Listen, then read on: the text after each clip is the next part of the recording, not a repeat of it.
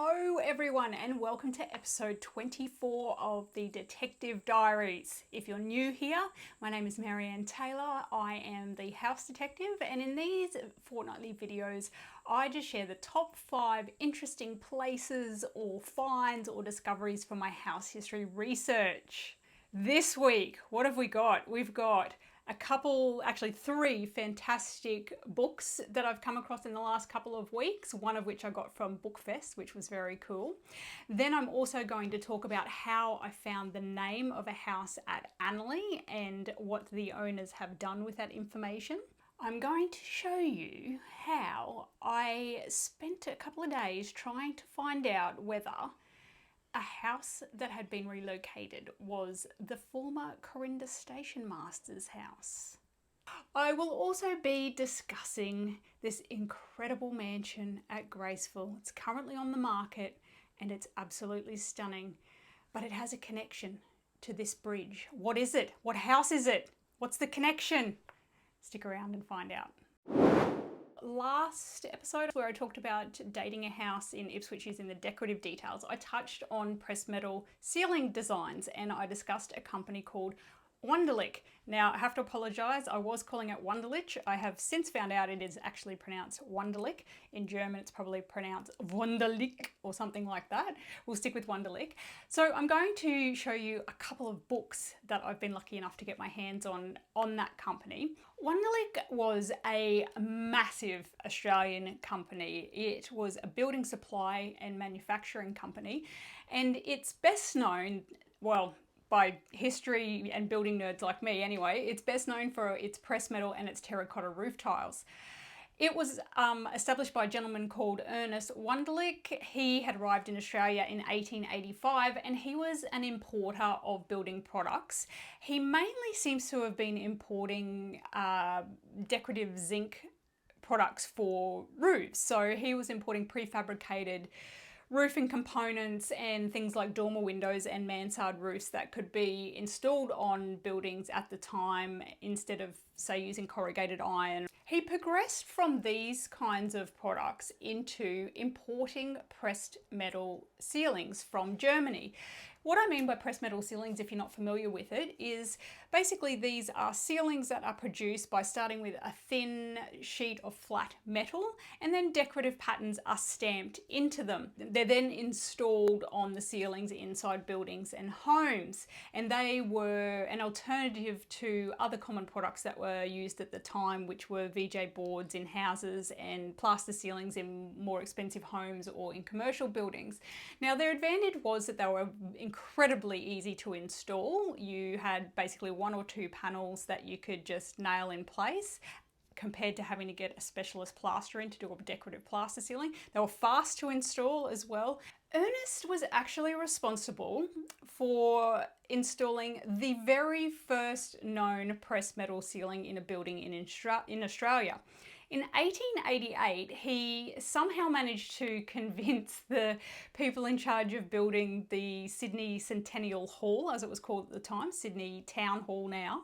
He somehow managed to convince them that the organ and other music would cause vibrations that would damage a plaster ceiling. Now, I have no idea what he based that on or if it was just a little bit of creative marketing, but he did eventually convince the people in charge to install a pressed metal ceiling instead. So this was the beginning of basically an absolutely booming business. It spread from Sydney throughout Australia. He ended up switching from importing these products to actually manufacturing them. He established a factory in Redfern, which just continued to grow and grow.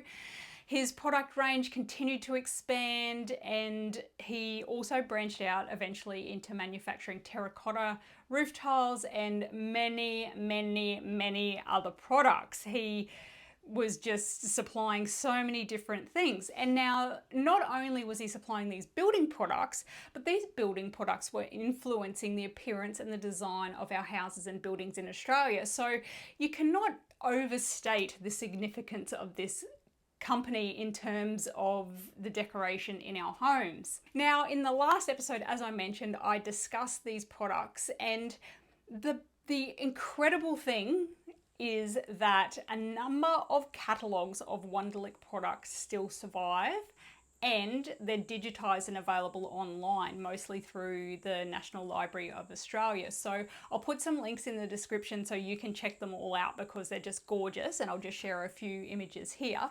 But there's catalogues from a range of different dates, and this shows us not only the range of products and how that changed over the years, but it also shows us how changing tastes evolved over the time, and it also shows how different designs evolved and what was in fashion at various dates. And what was great about the pressed metal ceilings is that they came in a number of components and a number of different ways, so you could customize them even though the component pieces were standard issue.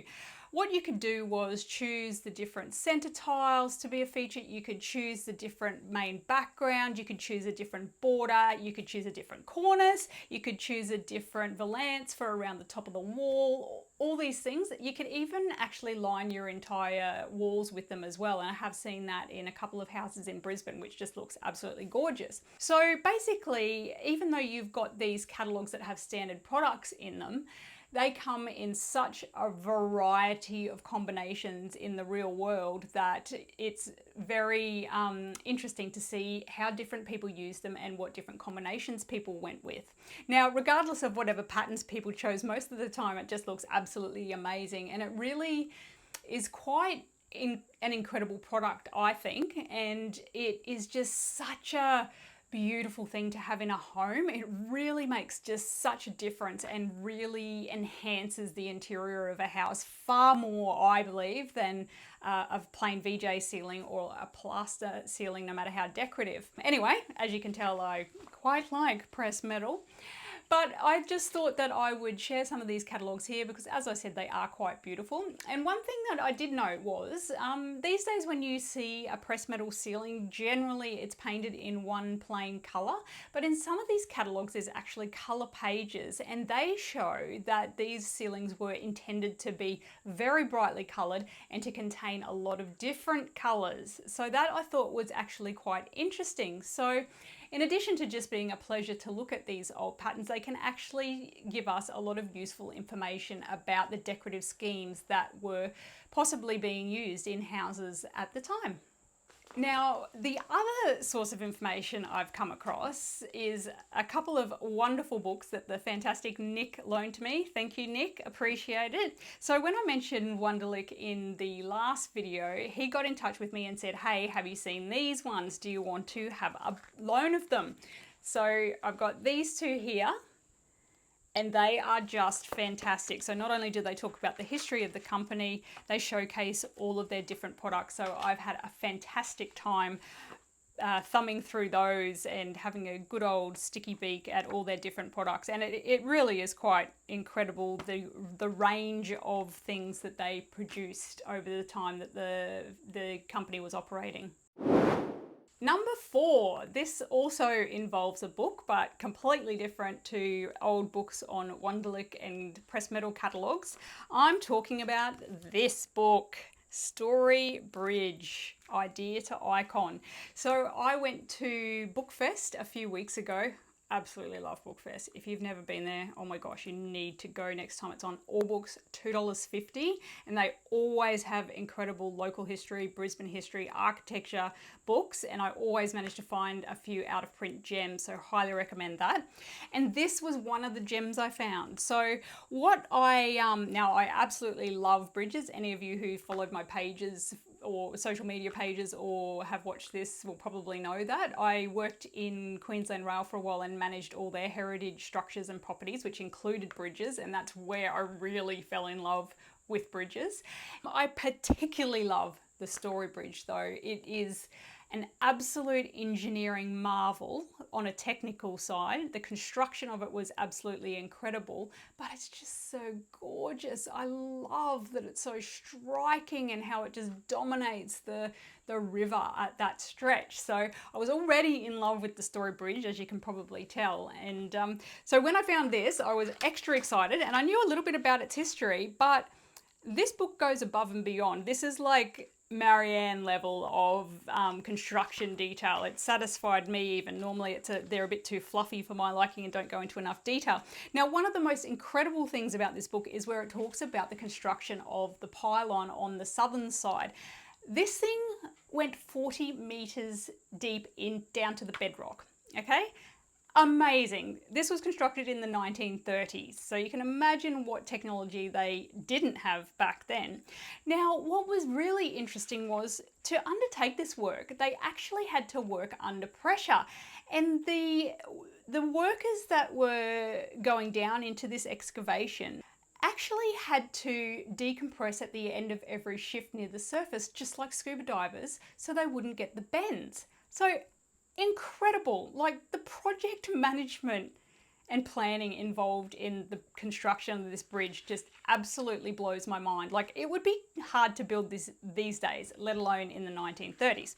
Anyway, the other fabulous thing in this book, oh, I should have said it's by Michael Moy as well, and it's out of print, I believe, but there was a couple of secondhand ones on sale online when I looked just before I made this video. Now, what I was saying was that the other fantastic thing is there's actually stories from people who worked on the bridge at the time.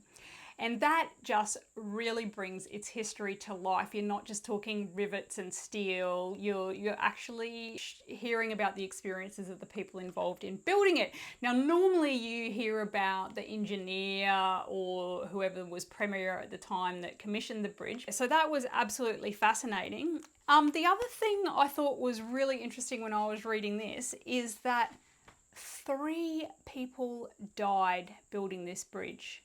Can you imagine having a construction site these days where 1 person died and what that would involve and how horrible that would be? 3 people died on this job. It absolutely blows my mind how dangerous construction was back in the day and how really little value was placed on the lives of the workers in some instances. I'll actually be talking about another fantastic Brisbane bridge in a later segment, as I mentioned at the start.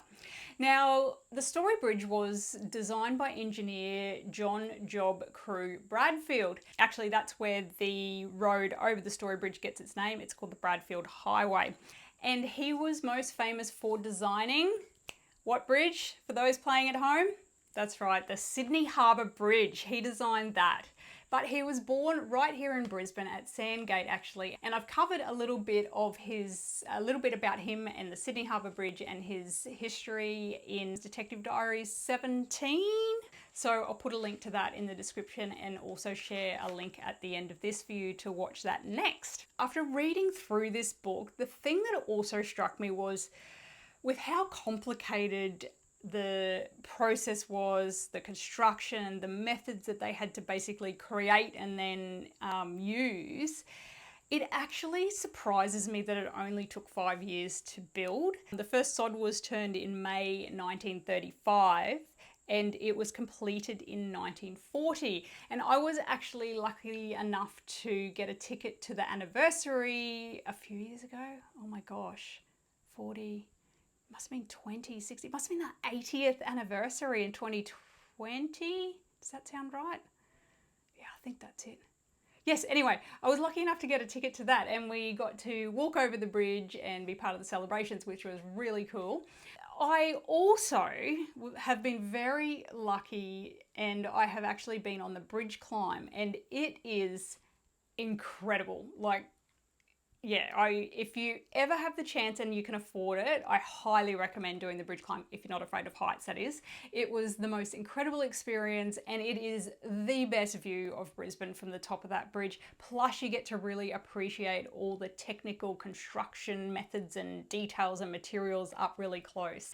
So there you have it, a fantastic book about a fantastic bridge. A couple of years ago, I researched a house at Annerley and I discovered that it had been built in about 1916 or 1917 and it had been built by a widow called Ruth Mackenzie.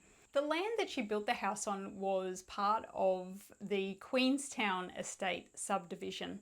After she built her house, she christened it Allen Grange, with Allen spelled A-L-L-A-N. Ruth Elizabeth's middle name was Ellen, spelt with 2 E's. And it was also her grandmother's name, I discovered when I was putting the family tree together. So I'm not sure if this is where the name of the house came from, that it was maybe christened after herself and her grandmother, and then the spelling just got changed over the years or something, because it's recorded on an old sewerage plan and in a couple of old records in newspapers on Trove, and it's always spelt with 2 A's. So I'm not sure what the source of the name actually was. Her husband was also Alexander Mackenzie, so I don't know if she's used the first 2 letters of his name and included that into the house name for some reason. Anyway, I wasn't able to find out the source of the name, but the owners were just absolutely rapt that I had found a name for their house, and they have just got in touch recently to tell me that they actually had a sign made up with that name on it. So for me, this is like the completion of my research, and it's come full circle from finding the name and then the name making its way back onto the house. And I was so impressed with the person that made the signs. So their name is Lance Corlett, and he has a business called Steady Hand Studio. He's on Instagram if you want to have a look.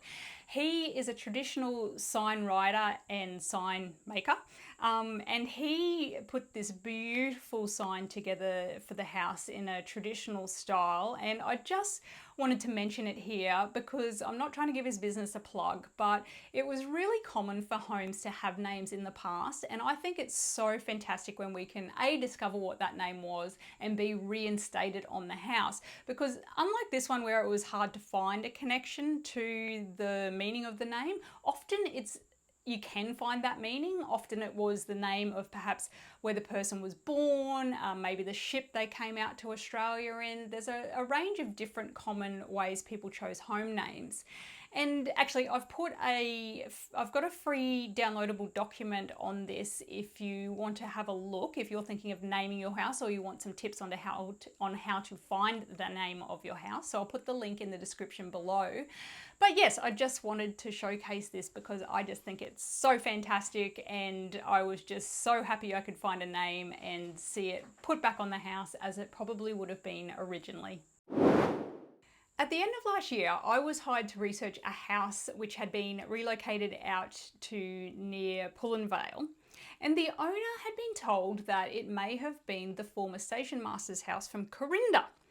It also, she was told, may have been moved from somewhere else to Corinda first. So this lady wanted me to try and find out, A, if I could establish where the house had come from at Corinda, B, if it was the former station master's house, and C, where, if so, where it had been located previously.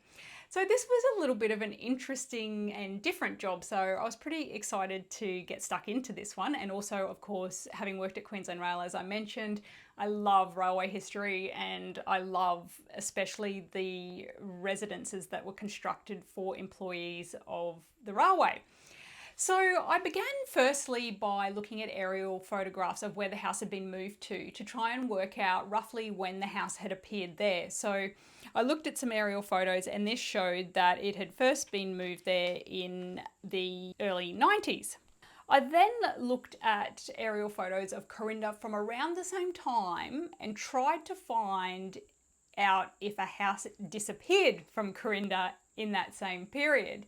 Now, I did find a house that had indeed disappeared, and it had a very similar roofline to this house out at, let's say, Pullen Vale. So I thought, okay, we might just be in luck here.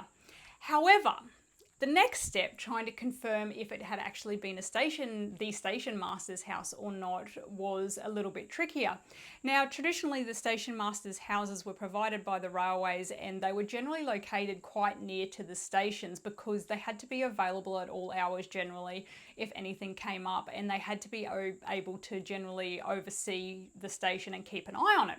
So where I had found this house was actually a little way from the railway station, so I was a little bit skeptical from that beginning. It was also quite a large house, which to me was a little bit of a red flag because they tended to be quite small cottages that they provided their staff with in general. So I looked a bit more into it. I contacted an expert at Queensland Railway Workshops. They have the museum and the archives out there, and he was wonderful and looked into it for me in a little bit more detail.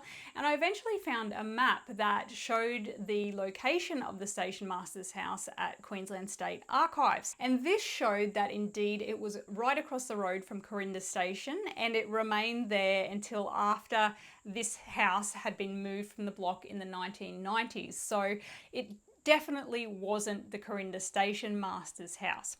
However, there is possibly a railway connection. So on the block of land that this house was situated, and going back to the owner being told it had actually been moved to Corinda from somewhere else, that seems to have been correct because it appeared on this block in the 1950s. The block that it was moved to also had another small cottage nearby. And this was the former gatekeeper's cottage for the railway.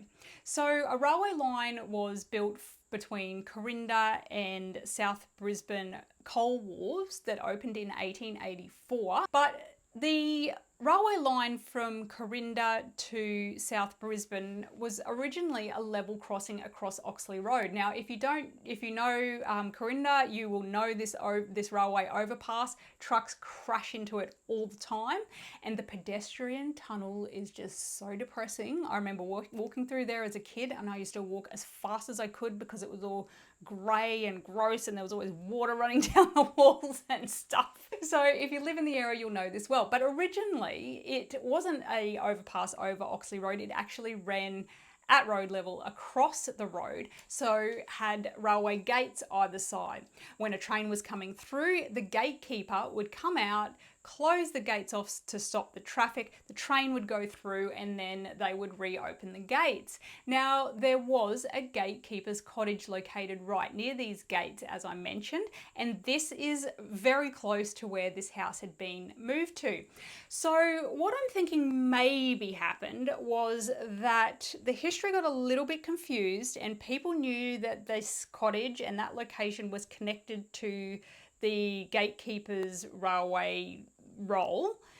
And over the years, maybe that history has got a bit confused, and this house then became thought to be a railway employee's home or something like that, and then it got kind of misconstrued like Chinese whispers to become a station master's house. The other alternative, of course, is that it was an unofficial station manager's house, or another railway employee lived there, or it had been a station master's house at another station and had been relocated to Corinda for whatever reason. The other possibility is that perhaps a retired station master lived there after he had retired. Or some other connection like that, where the history's sort of been a bit confused over the years. But it was definitely not built at Corinda as the station master's cottage. So unfortunately, I wasn't able to uncover much more information on that, and I was only hired to do a couple of hours research into it. And sometimes it is just so frustrating when I can't find out the answers, because it was quite an old building. It would have been pre-1900, but quite an old house, pre-1900. So it would have been amazing to find out where it had been moved from originally, so that we could then take that history and retain it with the building in its current location. But that was not to be, unfortunately. All right, number one, this amazing mansion at Graceville. And what is its connection to this fantastic bridge, also in Brisbane? This bridge, as many of you will recognise, is at Indooroopilly, and it was called the Indooroopilly Toll Bridge when it was built. That's right, it was originally a toll bridge. Can you imagine how bad the traffic would be, how much worse the traffic would be across this bridge if you had to stop and pay a toll these days? It was opened in 1936, and it was designed by an engineer and builder and contractor called Walter Taylor. So that name will probably ring a bell because it was later renamed in his honour. Now, unfortunately, as much as I would love to claim a family connection to old Walter, we are not related as far as I know. But we'll overlook that for now because he was pretty awesome anyway. So he was an engineer, an architect and builder. In addition to this bridge, he also designed and built the Uniting Church at Graceville, which many of you will also recognise. And he also built a number of other concrete houses and buildings in the local area and also in Brisbane. Graceville had been quite a popular spot for wealthy residents of Brisbane to build grand homes. But the problem was that access was difficult because there was no bridge for vehicles over the Brisbane River between Indooroopilly and Chelmer. There was a ferry that you had to drive your cars on to cross, and it was quite inconvenient. So local residents, including Walter Taylor, started petitioning for the construction of a bridge over the river at this point. Now, it was actually Walter Taylor who not only designed and built this bridge, but he was also caught up in the company that funded the bridge. Now, this might sound a bit philanthropic, but he was actually in some ways looking after his own self-interest because he lived at Graceville. So building this bridge would actually improve his access to his property and probably increase the value of it and make his life easier as well. Now, this brings us to his connection with this amazing mansion at Graceville. It is called the Gables, and it was a house that Walter Taylor designed and built for his family. He absolutely loved concrete construction. So when it came time to build his own house, of course, he chose concrete for that as well. So what we end up with is an incredible two-story house with this amazing four-story tower, all built of concrete, built in a beautiful style which has the gables that give the property its name. two beautiful decorative gables. Not only is the Gables an absolutely stunning mansion, but the construction method and the construction materials are very early examples of the use of concrete for domestic construction. So the Gables was completed in 1916, so we're talking the middle of the Great War. This was incredibly early for using concrete for any purpose, pretty much only, sorry, my dog's sleeping next to me. He's just decided to have a big stretch and snuffle. Anyway, so it was very early, and it was pretty much, to be honest, only the railways that were using prefab and reinforced concrete construction for buildings at the time. They used it in a number of stations, some of which still survive to this day. So amazing engineering and building history caught up in this house, in addition to it just being an absolutely beautiful and incredibly grand home. It's just so impressive, and you can honestly say it's a unique house. You will not find another one like this, not only anywhere in Brisbane or Queensland, but anywhere in the world. The interior is also beautiful. So I forgot to say, how I came across this was, it's actually on the market at the moment, and Lou Bromley sent it to me. Thanks, Lou, love your work. And so I just absolutely fell in love with this. I knew that Walter Taylor had built his own house in Graceville, and I knew he had built a number of other concrete homes there. The one next door to this was built by him as well in a completely different style using concrete bricks. Sorry, that's my dog again. Can you tell it's dinner time? Lay down, good girl, sit. Sorry. Where was I? Oh yes, I was just saying how the interiors are gorgeous as well. So I discussed pressed metal ceilings at the beginning of this. This has them. They are absolutely stunning. But really, that tower just does it for me. Like, oh my gosh, I would absolutely have my bedroom in the top room of that tower. How incredible would that be? It's right near the Brisbane River too, so you've just got these incredible views. Oh, just amazing. So yeah, does anyone want to buy it for me? No? Okay, I'll let you visit, I promise. You can come and stay. The other cool thing is that it's on a massive block of land still, which is quite unusual. A lot of these big old grand homes have had all the land around them subdivided and built on. This one still has a relatively large block, which is just so cool. If you would like to check it out yourself and see some more photographs, or maybe you are rich enough to buy it for yourselves, I'll put a link in the description below to the listing, and yeah, go and have a good sticky peek. It's absolutely gorgeous. I also just wanted to quickly thank the real estate agent Doug May. This is not a sponsored segment by any means, but I did get in touch with Doug to ask permission to use the photos and snippets of the video, which he granted. So thanks, Doug. So there you have it, a summary of my research for the last couple of weeks and a little bit of a dive with me down some of the rabbit holes. I hope you've enjoyed it. If you want to watch that last fortnight's episode where I talked more about Wunderlich ceilings and showed some designs from inside an Ipswich home, I'll put the link here somewhere. I'm just going to point everywhere because it never lines up with the cards when I stick it in. Yeah, have a look at that one. And as always, if you would pretty please subscribe, like, share, tell everyone about my YouTube channel, I would be forever grateful. Thank you so much, and I will see you next time.